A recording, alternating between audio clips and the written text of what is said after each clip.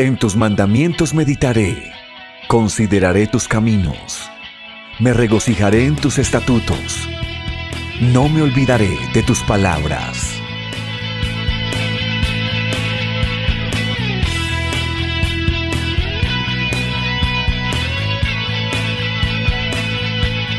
Visítanos en febiblica.blogspot.com.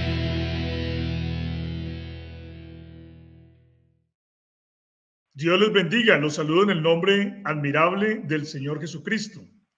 En esta oportunidad vamos a estar abordando el tema de qué dice la Biblia acerca de la doctrina del pecado, también conocida como amartiología. Eso es lo que vamos a estar estudiando en esta lección. Vamos a empezar dando una definición del pecado de acuerdo con los términos bíblicos. Y podemos decir que el pecado es la transgresión por libre voluntad a la palabra de Dios, en actos o también en pensamientos, por acción u omisión, y por lo tanto consiste en toda oposición a Dios y al designio de Dios para el hombre. Si usted quiere conocer de una manera más precisa o más amplia cuál es el plan de Dios para con el hombre, lo invito a ver otro video que he elaborado que se llama El misterio de Dios, el secreto para la realización personal, donde explico de una manera amplia ese tema. Continuamos entonces con la definición del pecado. El amor por Dios, dice la Biblia, se refleja al obedecer los mandamientos de Dios, como lo vemos en Juan 14:15 o Primera de Juan 2 del 3 al 4, Primera de Juan 3:24 o Segunda de Juan 1:6. Por lo tanto, el pecado es el odio hacia Dios, es separarse de Dios, es la oposición contra su plan y su obra redentora en Jesucristo, que desvía a los hombres de alcanzar la meta eterna del bien, la gloria, la honra, la inmortalidad, la santidad, la justicia y la paz en el paraíso que Dios diseñó para habitar para siempre en medio de los hombres vencedores, que es conocido como el reino eterno de nuestro Señor Jesucristo, según segunda de Pedro, capítulo número 1, versículo 11. Para profundizar mejor en el tema, para irlo entendiendo mejor, tenemos que ir hacia las palabras hebreas y griegas que encontramos tanto en el Antiguo como en el Nuevo Testamento y que han sido traducidas como pecado. Tenemos, por ejemplo, las palabras hatá, shagá y ta'á, que tienen un significado de errar o de errar al blanco. Aquí se toma el simbolismo de alguien que está lanzando un proyectil, que está lanzando una flecha, que está lanzando un dardo contra un objetivo, pero que no es capaz de pegarle, que está lanzándolo mal y entonces no es capaz de dar al blanco, no es capaz de pegar al objetivo.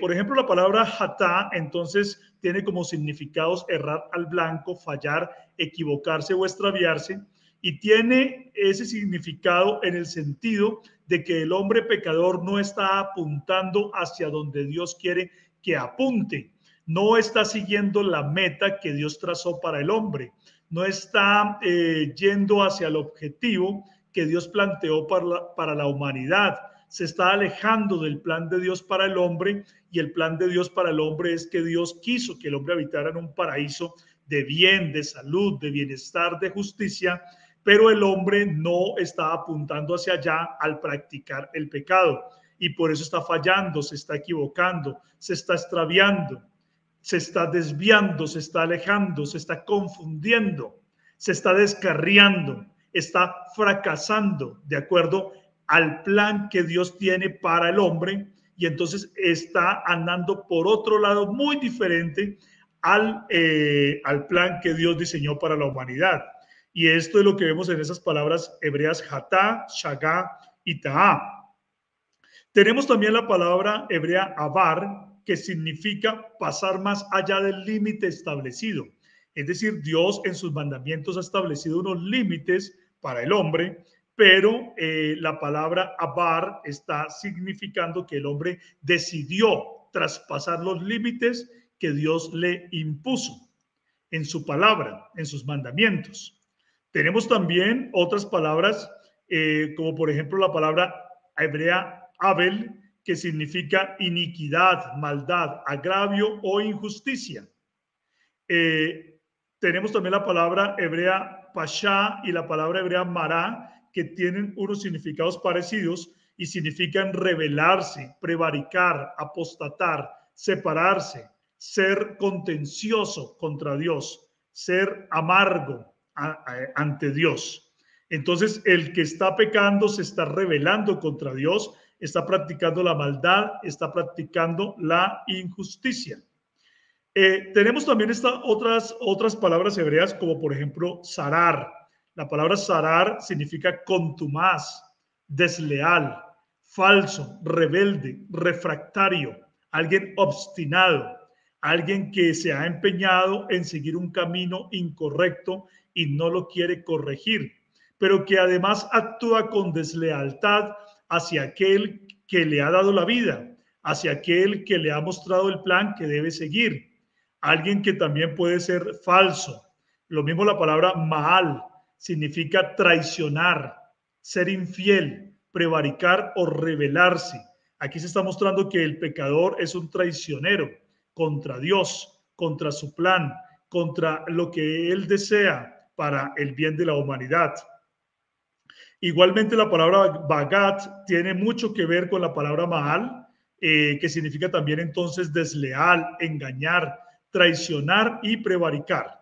Tenemos también otra palabra hebrea que es abá, que significa inicuo, perverso, torcido. Está la palabra hebrea shakatz, que significa inmundo, detestable, sucio, contaminado y abominable. Y esta palabra shakatz tiene también mucho que ver con la palabra toevá, que significa repugnante, asqueroso, desagradable, nauseabundo, abominable, y esto está mostrando entonces que para con Dios el hombre pecador es alguien repugnante, es alguien desagradable, es alguien que produce en Dios abominación, inmundicia.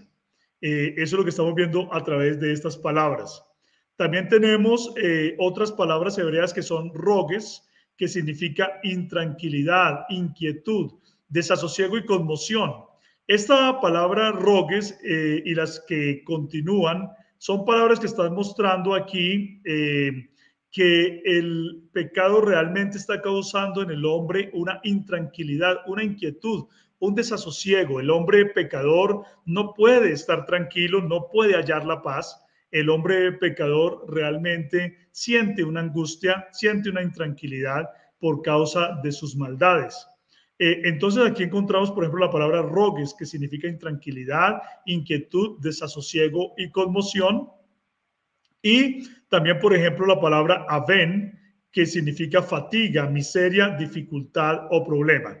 Tenemos también las palabras ra, que significan maldad y perversión, o la palabra hebrea ashan, que significa culpa, equivocarse, ofender o agraviar.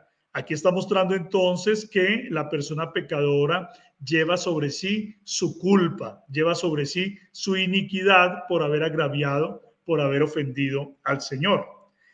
Ahora pasamos a ver las palabras griegas que también se han traducido como pecado o que llevan implícita la idea del pecado y tienen que ver, como ustedes se van a dar cuenta, con mucho de lo que ya vimos en estas palabras hebreas, pero que también tienen otros significados. Por ejemplo, tenemos la palabra hamartía o amartía, de donde viene el término amartiología o doctrina sobre el pecado, y este significa, al igual que las palabras hebreas hatá, shagá o taá, significa también entonces errar al blanco, fracasar.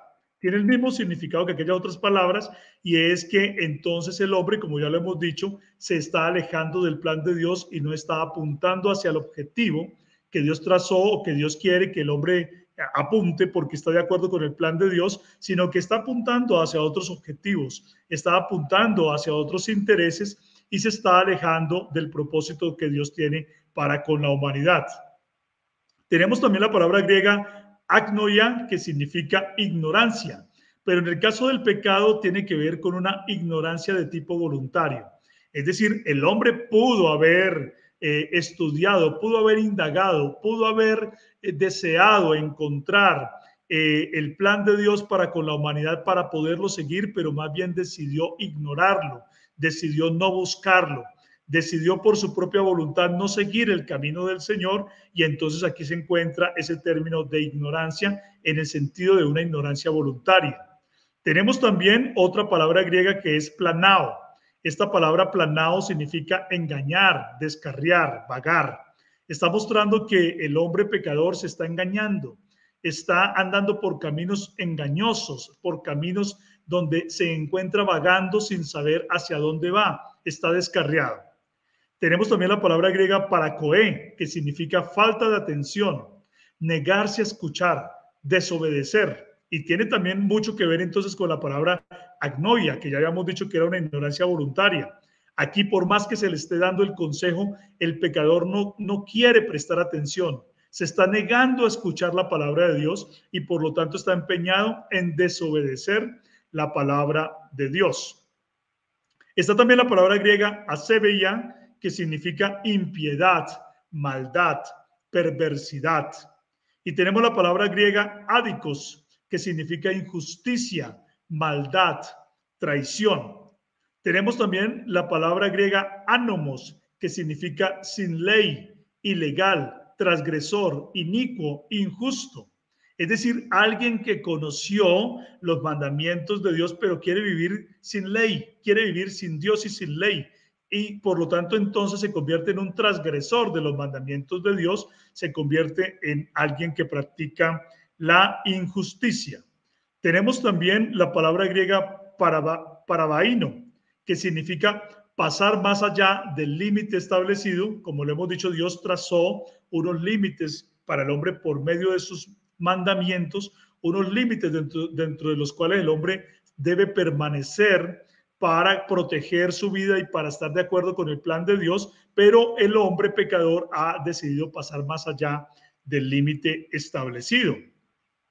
Tenemos también la palabra griega apeitzes, que significa rebelde, desobediente, contumaz, y la palabra griega afistemi, que significa desertar o apartarse, y la palabra griega apostasía, que también, igual que la anterior, significa desertar o apartarse de Dios. No quieren estar cerca de Dios, no quieren estar en las filas de Dios. Más bien entonces desertan y se van lejos de la presencia del Señor. Se apartan de la presencia del Señor los pecadores. Está también la palabra griega para pikrasmos, provocación, rebelión. Tenemos también la palabra griega parapicto, que significa recaer, fracasar, apostatar.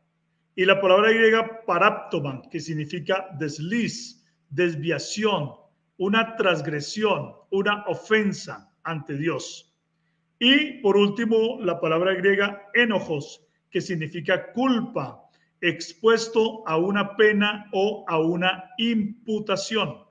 Porque definitivamente el hombre en su pecado se ha expuesto ante el juicio, ante la ira de Dios.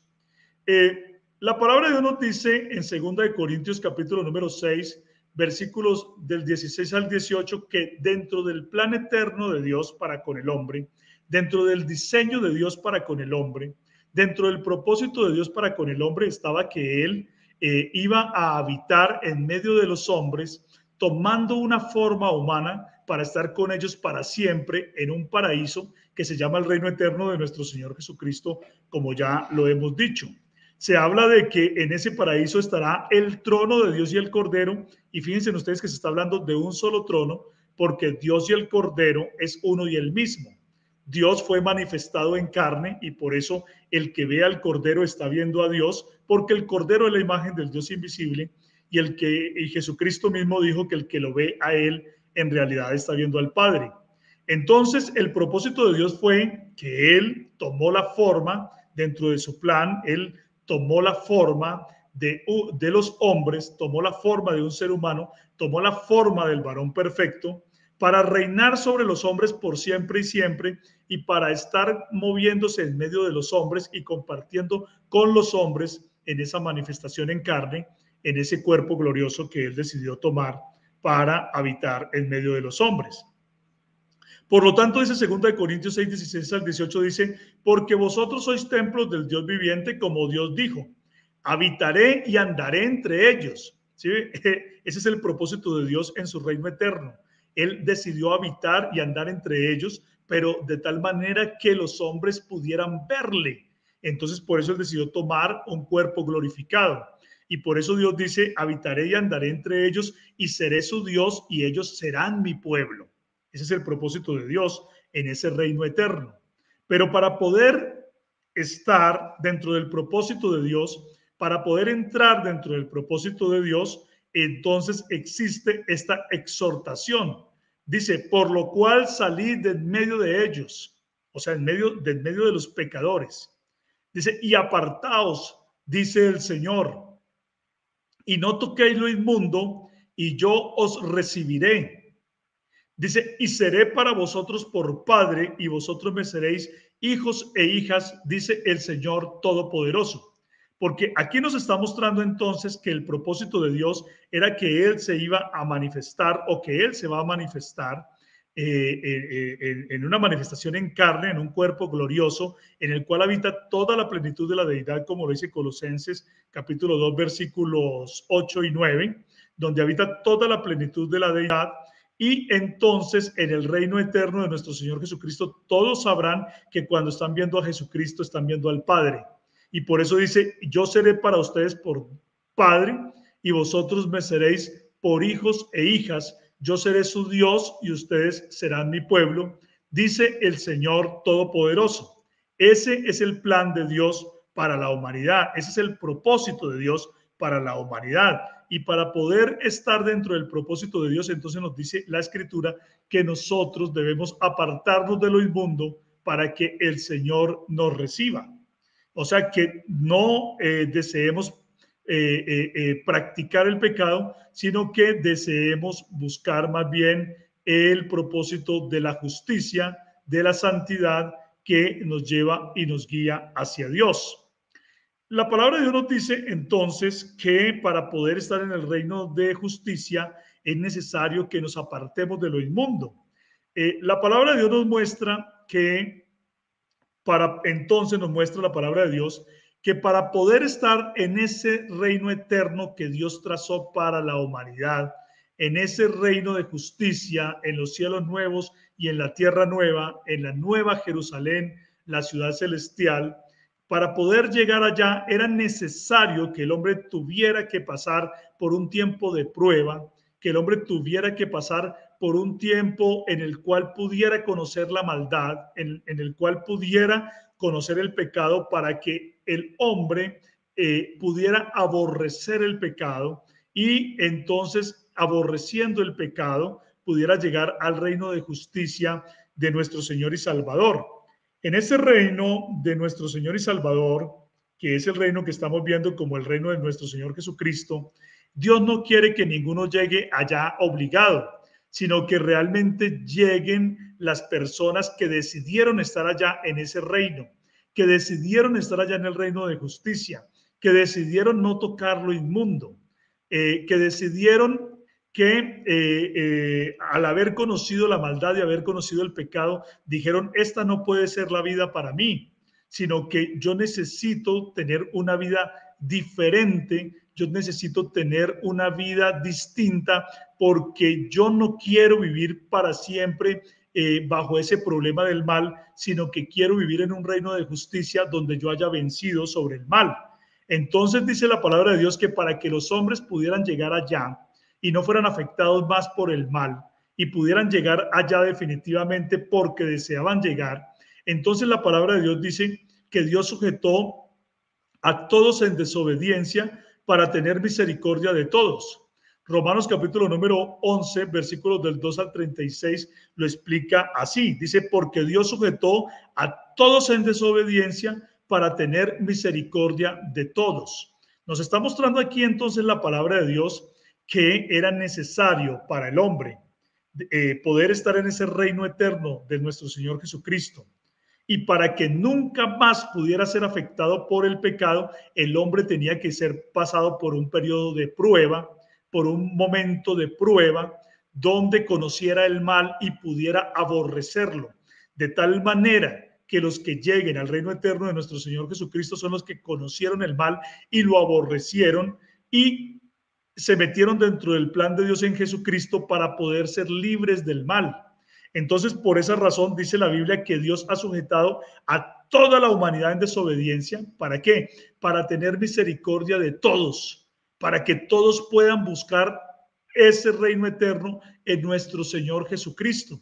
Y dice la Escritura: oh profundidad de las riquezas, de la sabiduría y de la ciencia de Dios, cuán insondables son sus juicios e inescrutables sus caminos. Porque ¿quién entendió la mente del Señor? ¿O quién fue su consejero? ¿O quién le dio a él primero para que le fuese recompensado? Porque de él y por él y para él son todas las cosas.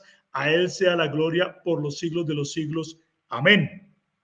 Fíjense entonces ustedes que cuando se está hablando de eso, de que Dios sujetó a todos en desobediencia, se habla de que la mente de Dios, la grandeza de Dios es inescrutable. El hombre tenía que pasar por este momento de prueba para poder llegar al reino de justicia. Entonces, el hecho de que haya venido el mal sobre el mundo es para que el hombre pudiera, a través de conocer o de experimentar el mal, aborrecerlo y poder llegar al reino de nuestro Señor Jesucristo, al reino eterno. Por eso la palabra de Dios nos dice también en Gálatas capítulo número 3, 22, que la Escritura lo encerró todo bajo pecado para que la promesa que es por la fe en Jesucristo fuese dada a los creyentes. Fíjense ustedes entonces que la palabra de Dios está mostrando acá que era necesario que el hombre pudiera conocer el mal y pudiera conocer el pecado para poder llegar de una manera libre al reino eterno de nuestro Señor Jesucristo, y para que estando en ese reino eterno el mal ya no pudiera enseñorearse y tener alguna potestad sobre los redimidos, porque los redimidos iban a vencer sobre el pecado. Por eso la palabra de Dios nos dice que el Cordero fue inmolado desde el principio del mundo, es decir, nuestro Señor Jesucristo, dentro del plan de Dios, nuestro Señor Jesucristo ya había sido inmolado desde el principio del mundo, porque Dios había visto dentro de su plan eterno que para que el hombre pudiera llegar al reino de justicia sin ser afectado más por el pecado, tendría que pasar por un periodo de prueba, pero para poder digamos, vencer sobre el pecado, el hombre no iba a ser capaz de hacerlo por sí mismo y por lo tanto entonces necesitaba de un Salvador que era nuestro Señor Jesucristo. Y por eso dice en Apocalipsis capítulo número 13 versículo 8 que el Cordero fue inmolado desde el principio del mundo. Es decir, dentro del plan de Dios, Cristo ya había sido crucificado desde antes de la fundación del mundo, pero realmente sabemos nosotros que esa crucifixión de nuestro Señor y Salvador se dio hace alrededor de unos 2000 años, la crucifixión real, pero eso ya estaba dentro del plan de Dios desde el principio. Entonces la Biblia está diciendo que los que van a estar en el reino eterno de nuestro Señor Jesucristo serán los vencedores.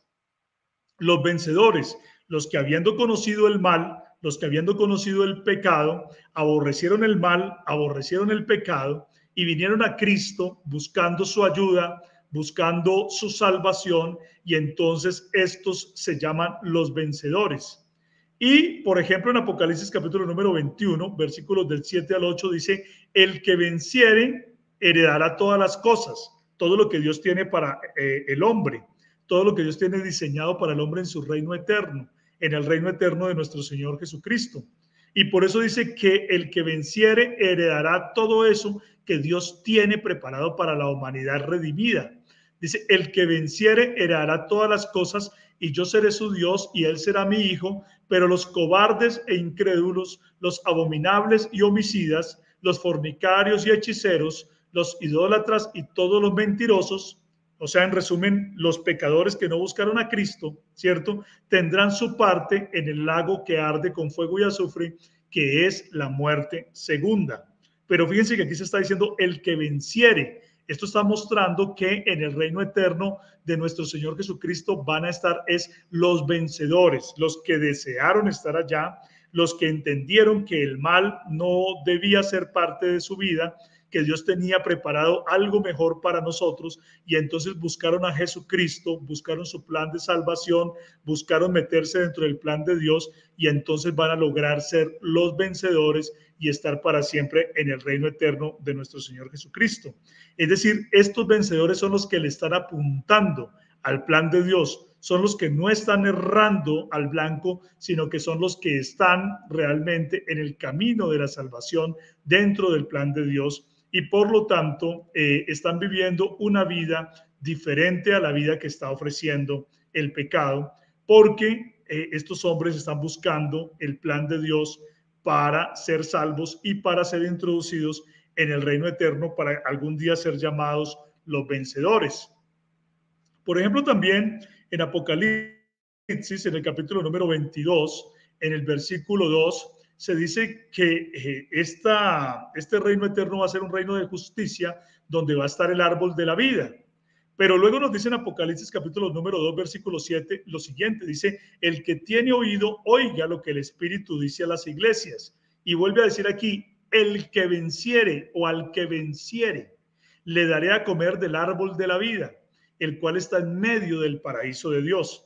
O sea que realmente los que son los vencedores son los que van a poder tener la vida eterna, son los que van a poder disfrutar de la vida que Dios está ofreciendo a la humanidad, de la vida que Dios está ofreciendo dentro de su plan eterno, y entonces se le va a dar esa vida eterna únicamente a los vencedores. Vuelvo, insisto, a las personas que habiendo atravesado por medio de este mundo de maldad, por medio de este mundo de pecado, se dieron cuenta que la maldad y el pecado no debían ser parte de su vida, y aborrecieron la maldad y aborrecieron el pecado, buscando a nuestro Señor Jesucristo para hacer parte del plan de Dios para la humanidad y poder ser libres de toda injusticia, de toda iniquidad, poseyendo un cuerpo, poseyendo un ser, poseyendo una naturaleza transformada que les va a permitir nunca más ser tentados por el mal,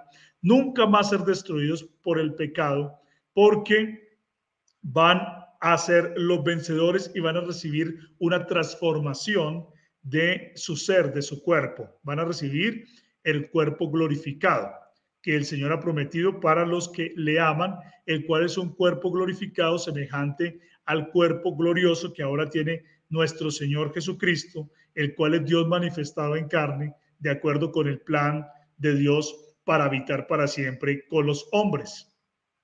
Entonces vemos nosotros que para el cumplimiento del plan de Dios, ¿sí? Para el cumplimiento del propósito de Dios, Dios hizo primero un paraíso que era como una figura del paraíso definitivo donde el hombre iba a habitar. Es decir, el paraíso del Edén no fue hecho como el hogar definitivo de los hombres, sino como la preparación o como la figura del paraíso posterior en el cual los hombres iban a vivir para siempre. La palabra de Dios dice que Dios coronó al hombre de gloria y de honra cuando lo creó, que lo hizo señorear sobre todas las obras de sus manos, de las manos de Dios, y que todo lo puso debajo de sus pies. Dice que esto incluía toda la creación, por ejemplo, las ovejas y los bueyes y todo ello, y asimismo las bestias del campo y las aves de los cielos y los peces del mar y todo cuanto pasa por los senderos del mar fue puesto bajo el poder y la autoridad del ser humano. Por eso el ser humano fue inicialmente coronado de gloria y coronado de honra allí en el huerto del Edén. Sin embargo, el ser humano en ese estado de estar coronado de gloria y de honra y estar viviendo en el paraíso del Edén, aún el hombre tenía el potencial de poder pecar. El hombre tenía el potencial tanto de no pecar y vivir para siempre en el jardín del Edén, o también tenía el potencial de pecar y salir, ser expulsado de ese huerto, de ese paraíso que Dios había establecido. Y entonces nos dice la palabra de Dios que el hombre decidió tomar el camino del pecado por causa de su propia voluntad, decidió hacerlo. Claro, engañado por el enemigo, que les hizo desobedecer a la palabra de Dios de que no debían comer del árbol de la ciencia del bien y del mal, y que sin embargo ellos comieron, pero lo hicieron por su libre voluntad, aunque fue también un engaño, pero lo hicieron por su libre voluntad. Entonces nos dice Romanos capítulo número 5, versículo 12, que por tanto, como el pecado entró en el mundo por un hombre y por el pecado la muerte, así también la muerte pasó a todos los hombres por cuanto todos pecaron. Cuando Adán pecó, cuando Eva pecó, entonces ellos trajeron el mal sobre el mundo, trajeron el pecado sobre el mundo, pero como Adán era el representante de la raza humana, entonces la Biblia nos dice que el pecado entró al mundo por un hombre. Por el pecado entonces entró la muerte, porque la palabra de Dios nos dice que la paga del pecado o la consecuencia del pecado es la muerte, y por lo tanto entonces Adán, que tenía un cuerpo glorioso, antes de su pecado, ahora entonces pasó a tener una naturaleza caída, una naturaleza corrupta, una naturaleza corrompida, y así entonces la muerte pasó a todos los hombres por cuanto todos los hombres pecaron. Primera de Corintios, capítulo número 15, versículos del 20 al 22, nos dice lo siguiente. Dice, mas ahora Cristo ha resucitado de los muertos, primicia de los que durmieron es hecho. Cristo Jesús es el primero de la resurrección, y dice, porque por cuanto la muerte entró por un hombre, por el primer Adán entró la muerte al mundo, también por un hombre la resurrección de los muertos. Ese hombre del cual entró la resurrección de los muertos es Jesucristo. Entonces dice, porque así como en Adán todos mueren, también en Cristo todos serán vivificados. ¿Qué está diciendo aquí la palabra de Dios? Está diciendo que ciertamente el hombre fue puesto a prueba, ¿cierto? Para que el hombre experimentara el mal, para que el hombre experimentara el pecado, para que el hombre experimentara la injusticia y pudiera decidir aborrecerla o pudiera decidir continuar en ese camino de injusticia, de maldad o de perversión. Entonces, así como por Adán ha entrado la muerte al mundo, así también en Cristo Jesús nosotros tenemos el potencial de ser vivificados. Es decir, todos los seres humanos tienen el potencial de poder ser purificados en Cristo Jesús y redimidos en Cristo Jesús para ser vivificados, para salir de la muerte. Entonces, lo que el hombre debe hacer es buscar a Cristo para poder alcanzar la vida. De la misma manera que el hombre fue afectado por el pecado, de la misma manera también tiene la salida en Cristo Jesús, nuestro Señor y Salvador. Es decir, los hombres pueden participar dentro del plan de Dios y meterse dentro del plan de Dios, aborreciendo la maldad, aborreciendo la injusticia, aborreciendo el pecado y teniendo la aspiración de una buena conciencia en Cristo Jesús, nuestro Señor y Salvador. Entonces, en Adán nosotros heredamos su naturaleza caída, ¿sí? Nosotros heredamos la naturaleza caída en Adán, porque cuando Adán pecó, entonces él dejó su cuerpo de gloria y tuvo un cuerpo corruptible, un cuerpo deshonrado. Y por lo tanto, esa misma naturaleza caída, esa misma naturaleza deshonrada, él se la ha transmitido a toda su descendencia. Cuando nosotros llegamos a una edad consciente, cuando ya nosotros empezamos a tener conciencia del bien y del mal, entonces nosotros somos culpables de cometer nuestros propios pecados.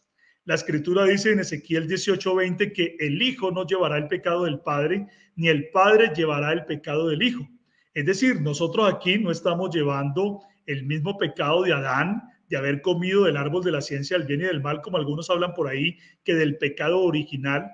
Nosotros de Adán no heredamos ningún pecado original. Nosotros de Adán nosotros no hemos pecado en esa misma transgresión de Adán, de esa desobediencia de comer del árbol de la vida, sino que nosotros somos culpables de nuestros propios pecados. pero de Adán sí hemos heredado esa naturaleza caída. Ezequiel 18:20 lo dice clarísimo, que el Hijo no va a llevar el pecado del Padre y ni el Padre va a llevar el pecado del Hijo. El Hijo no lleva el pecado del Padre, el Padre no lleva el pecado del Hijo. Por lo tanto, la doctrina del pecado original, donde dice que cada uno de nosotros realmente participó del mismo pecado de Adán y que se nos imputa ese mismo pecado de Adán, realmente es una doctrina fraudulenta. Lo que nosotros hemos recibido de Adán es una naturaleza caída, ¿sí? Pero nosotros empezamos a ser culpables cuando cometemos nuestros propios pecados. Pero también, como lo hemos venido insistiendo, así como el acto de Adán condujo a la muerte, el acto salvador de Cristo conduce a la vida, y eso lo vemos allí en Romanos capítulo número 5, versículos del 12 al 21, donde se hace una excelente comparación entre Adán y Cristo es el postrer Adán. Entonces, así como en Adán todos mueren, también en Cristo todos los que le sigan serán vivificados. Gloria al nombre del Señor Jesús. Cuando el hombre pecó, entonces dice la palabra de Dios que el dominio que tenía en el mundo, el dominio que tenía sobre toda la creación, el hombre realmente se lo entregó al maligno, al tentador. Y por eso dice la palabra de Dios en 1 Juan 5:19, sabemos que somos hijos de Dios y que el mundo entero está bajo el maligno.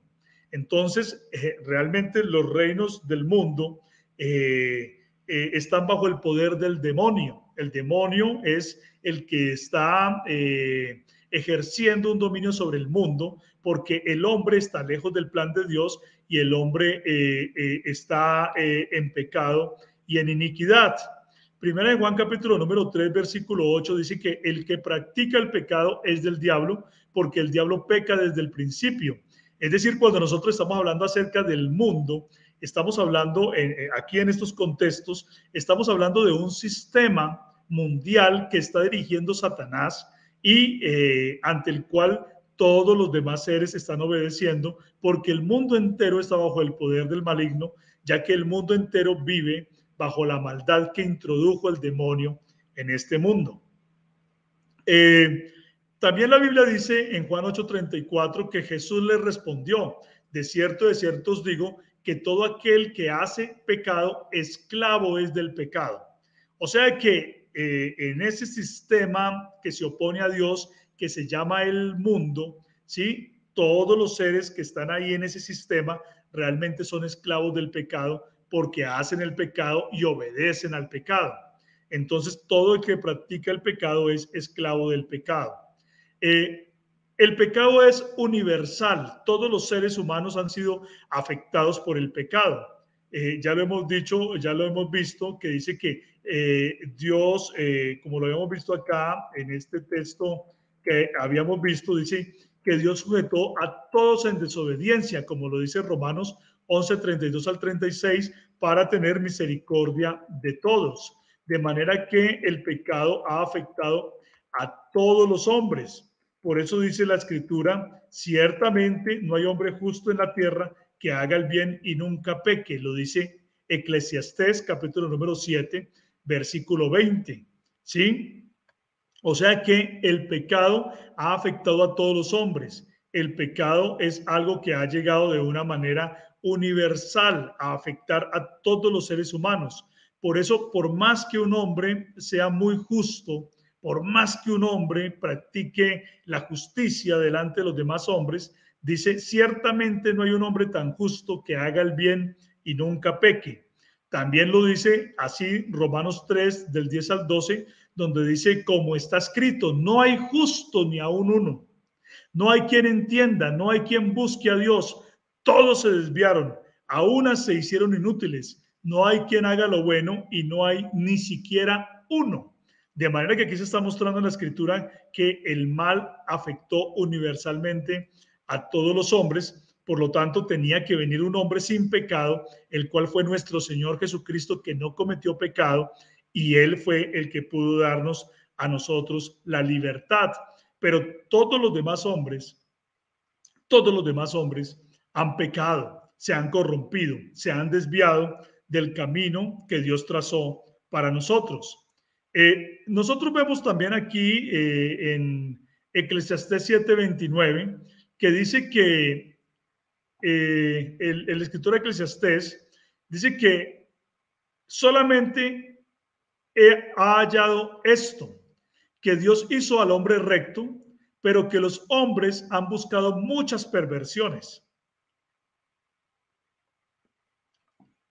De manera que aquí se está cumpliendo o aquí se está ratificando lo que hemos mencionado, que Dios puso al hombre en un paraíso, que Dios lo creó justo, que Dios lo creó bueno, que lo puso en un paraíso, que Dios creó al hombre recto, que Dios creó al hombre justo, que Dios creó al hombre santo, pero el hombre ha buscado muchas perversiones. O sea, que el hombre es el que ha buscado el pecado por su libre disposición y por su libre voluntad. Por lo tanto, Dios no es el causante del pecado. La palabra de Dios dice en Santiago capítulo número 1, versículos del 13 al 15, que cuando alguno es tentado, no diga que es tentado de parte de Dios, porque Dios no puede ser tentado por el mal, ni él tienta a nadie, sino que, dice la Biblia, cada uno es tentado cuando de su propia concupiscencia es atraído y seducido. Es decir, cuando de sus propios deseos perversos el hombre es seducido y es atraído, entonces así es la manera en que el hombre es tentado. Es decir, el hombre es atraído a practicar el pecado. Eso es lo que se llama la tentación, ser atraído a practicar el pecado. Pero ¿cómo se da eso? A causa de su propia concupiscencia, es decir, a causa de su propia naturaleza caída. El hombre desea practicar el pecado. Dice, entonces la concupiscencia, después de que ha concebido, da a luz el pecado, y el pecado siendo consumado, da a luz la muerte. De manera que es el mismo hombre el causante de su pecado por causa de su naturaleza caída. Dice también la palabra de Dios que del corazón del hombre, es decir, del interior del hombre, es que sale el pecado. Por ejemplo, Jeremías capítulo número 17, versículo 9 dice, engañoso es el corazón más que todas las cosas y perverso. ¿Quién lo conocerá? ¿Sí? Se dice que el corazón es engañoso y que el corazón es perverso.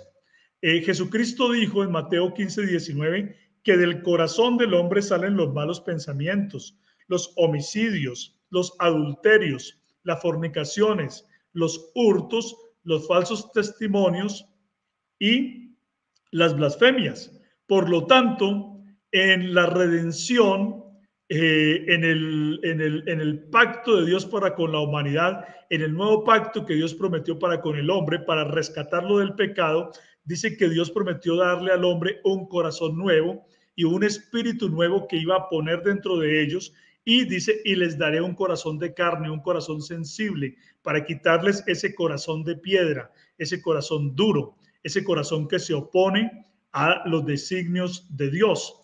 Entonces, Dios ha prometido que los hombres que deseen seguir el camino de la santidad, el camino de la justicia, pueden tener en Dios un corazón nuevo, un corazón que les ayude a ser diferentes, a pensar diferente, a tener la aspiración de una buena conciencia en Cristo Jesús, porque es del interior del hombre que sale la maldad, es del interior del hombre que sale el pecado, porque el hombre tiene una naturaleza caída. ¿Sí? El pecado afectó, o la caída afectó a todo el hombre, tanto su cuerpo como su espíritu. Y por eso es que se dice que del hombre que no ha sido regenerado, que no ha buscado de la presencia de Dios, del hombre sale el pecado. Entonces es necesario inclusive que los creyentes que andan en el camino de la perfección, en el camino de la santidad, aprendan a rendir su vida delante del Señor para someter todos estos deseos perversos delante de la presencia de Dios y poder ser vencedores en Cristo Jesús, nuestro Señor y Salvador, porque no es posible vencer al pecado por nuestras propias fuerzas o por nuestros propios medios, porque nosotros mismos tenemos una naturaleza caída, nosotros mismos tenemos una naturaleza de maldad, nosotros mismos tenemos una naturaleza corrompida y por lo tanto necesitamos que sea la naturaleza divina la que obre en nosotros para que nosotros podamos hacerle frente a ese mundo de maldad, a ese mundo de pecado, porque ciertamente nosotros no tenemos una lucha contra carne y sangre, sino contra huestes espirituales de maldad en las regiones celestes, y tenemos una lucha también contra nuestra propia naturaleza caída, que debe ser rendida delante de Dios para nosotros poder ser vencedores. Hay algo muy interesante acá, y es que hay cosas que pueden ser buenas, unos deseos naturales que pueden ser buenos si se manejan dentro de los límites correctos, pero que si se traspasan los límites pueden llevarnos al pecado. Por ejemplo, la necesidad de comida y bebida es un deseo legítimo, que incluso es necesario para que nosotros nos mantengamos vivos. Nosotros tenemos que comer y nosotros tenemos que beber para podernos mantener vivos. Pero cuando se toman en exceso la comida o la bebida, estos pueden llevar al pecado de la glotonería. Entonces, eso era lo que estábamos hablando hace un rato también cuando veíamos las definiciones del pecado, y uno de esos es traspasar los límites. Nosotros podemos, por ejemplo, comer y beber de una manera sana, de una manera correcta, ¿sí? De una manera equilibrada y en cantidades que son las justas, pero si nosotros tomamos en exceso ya podemos llegar al pecado de la glotonería.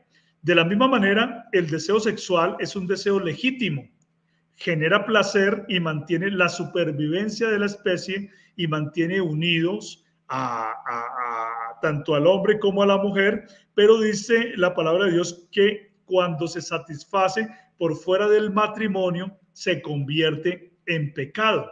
Entonces, Dios ha establecido el deseo sexual, Dios fue el que lo puso dentro del hombre para que el hombre disfrute, ¿cierto?, de las relaciones sexuales dentro de los límites sanos que Dios dejó, pero cuando se hace por fuera del matrimonio, entonces se convierte también en pecado, siendo que es un deseo natural, siendo que es algo que Dios puso en nosotros, puede servirnos para proporcionarnos una vida saludable, una vida sana, pero también puede servirnos para llevarnos al pecado si nosotros desbordamos los límites sanos de esto que Dios ha puesto para nuestra satisfacción y para nuestro gozo. Incluso, por ejemplo, fíjense que hasta los actos de bondad hacia otros individuos también pueden conducir al pecado de la vanagloria. Alguien puede estar haciendo actos de bondad, aparentemente él está haciendo unos actos de bondad donde él está, por ejemplo, dando pan al hambriento, dando bebida al sediento, ayudando a los enfermos, socorriendo a los pobres, pero no lo está haciendo, digamos, bajo unos límites de lo justo, de lo sano, del amor verdadero hacia el prójimo, sino que de pronto lo está buscando es para encontrar la vanagloria, para que la gente diga, mira cómo aquel hombre es tan bueno, mira cómo aquel hombre es tan justo, miren cómo aquel hombre es tan colaborador, y entonces lo está haciendo más bien por buscar la vanagloria, para solamente ser vistos por los hombres. Y entonces la palabra de Dios dice que el que hace eso para ser visto por los hombres, pues ya tiene su recompensa. Dice, pero si ustedes van a dar una limosna, que no sepa su mano izquierda lo que hace la mano derecha, porque el que se enaltece será humillado. Entonces, aún los actos que pueden parecer buenos, los actos que pueden parecer justos, también si se desbordan dentro de los límites sanos, pueden llevar hacia el pecado de la vanagloria, hacia el pecado del orgullo. No solamente, digamos, a veces ocurre que todo sale directamente de la naturaleza caída del hombre, todo el pecado sale de la naturaleza caída del hombre, sino que muchas veces también puede haber una influencia externa en la tentación. Es decir, no todas las veces todo se origina en el hombre mismo, sino que puede venir una influencia externa para, eh, para incitarlo a pecar, para tentarlo. Por ejemplo, esa influencia externa puede ser de origen satánico, como en la tentación de Adán y Eva, donde vimos claramente que el diablo fue el tentador, o también en la tentación del Señor Jesús al principio de su ministerio, cuando dice que fue tentado por el diablo. También pueden haber influencias externas de origen humano.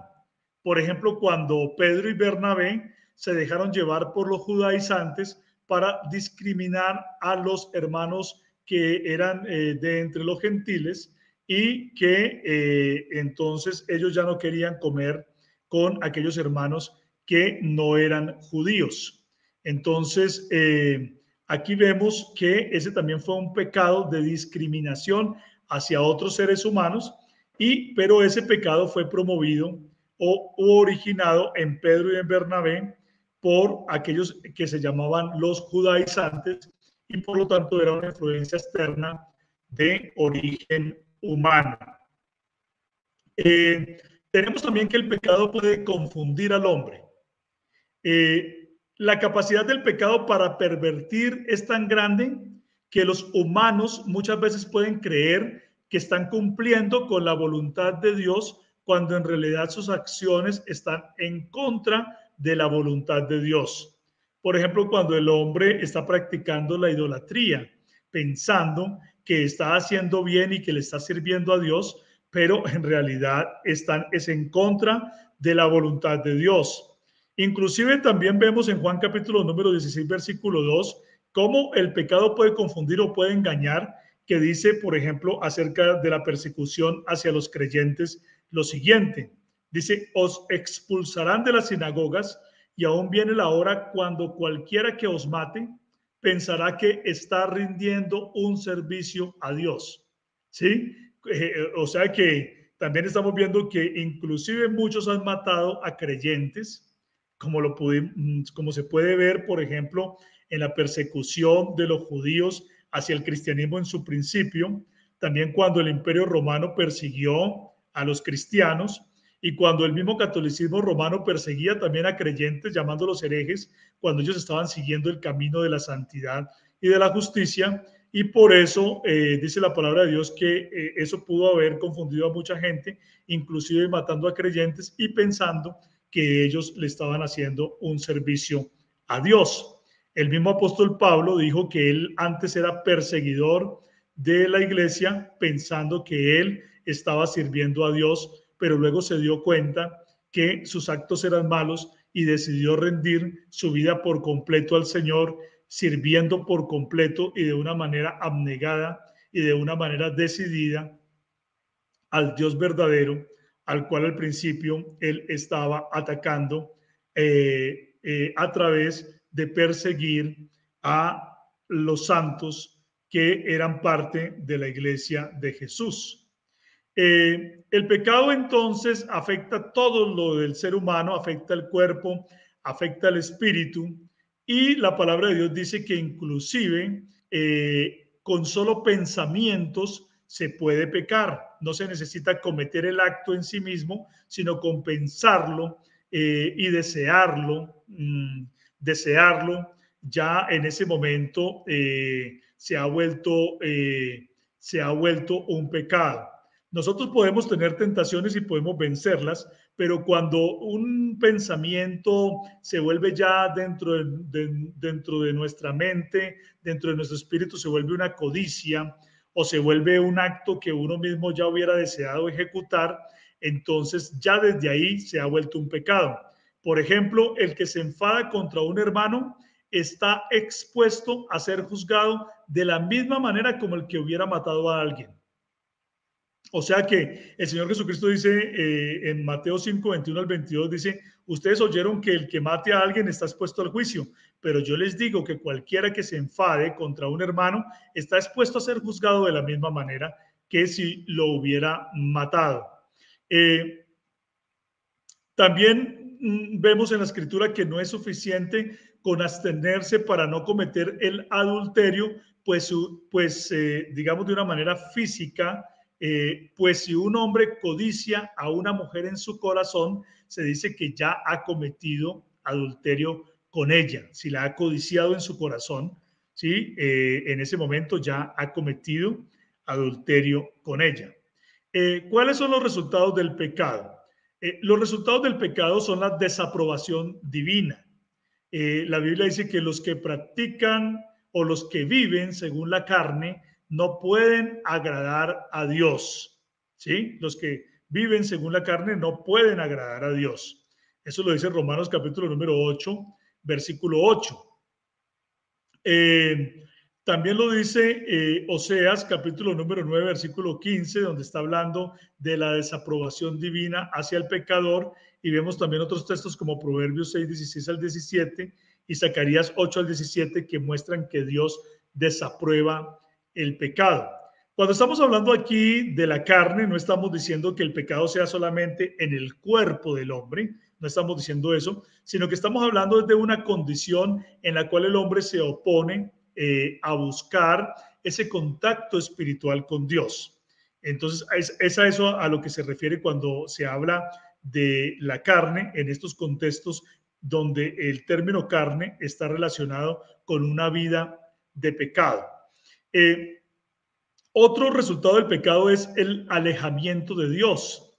Después de la caída, Adán y Eva se escondieron de la presencia de Dios, se alejaron de Dios. Ellos que estaban contentos de tener una comunión con Dios, de que se gozaban cuando Dios los visitaba en el jardín del Edén, en el momento en que vino la presencia de Dios después de ellos haber pecado, entonces vemos que ellos lo que hicieron fue esconderse, alejarse de la presencia de Dios, y eso es lo que causa el pecado en el hombre, que el hombre se aleje de la presencia de Dios.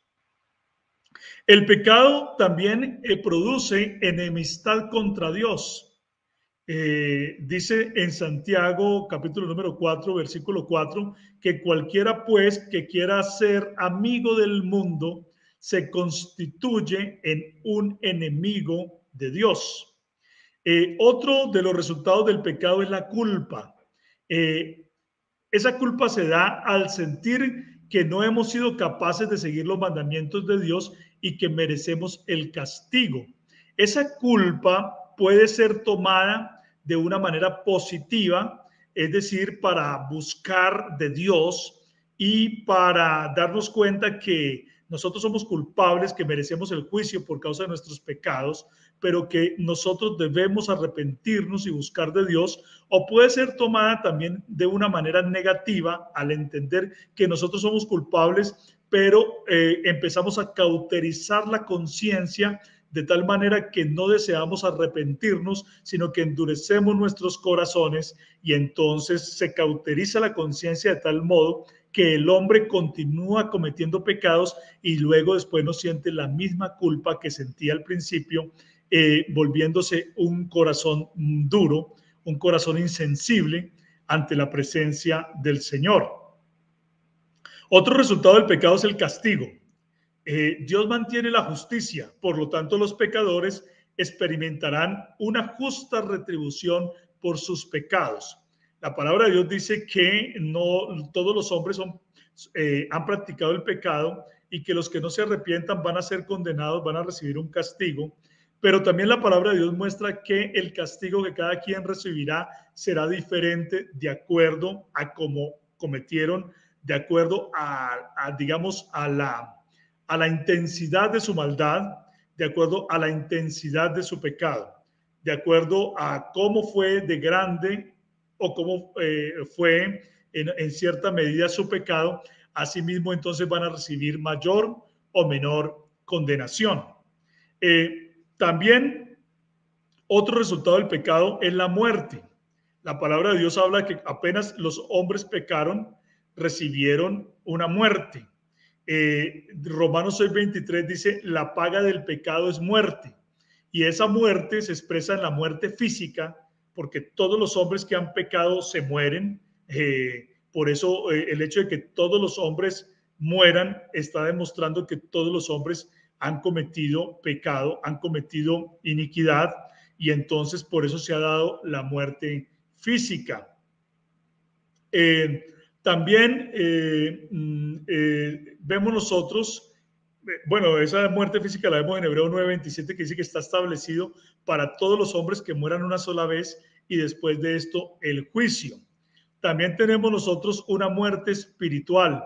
La Biblia habla de que el hombre sin Dios, el hombre que no ha aceptado a Cristo Jesús, está muerto en sus delitos y en sus pecados. Y también la Biblia habla de una muerte eterna. Dice que aquellos que no se hallaron inscritos en el libro de la vida del Cordero, es decir, aquellos que no aceptaron la obra de Jesucristo, el plan de redención de Cristo, aquellos que no aceptaron la obra del Cordero de Dios que quita el pecado del mundo, estos van a experimentar la muerte eterna, la muerte segunda, y serán arrojados a un lago que arde con fuego y azufre. Entonces, aquí terminamos nosotros este estudio del pecado.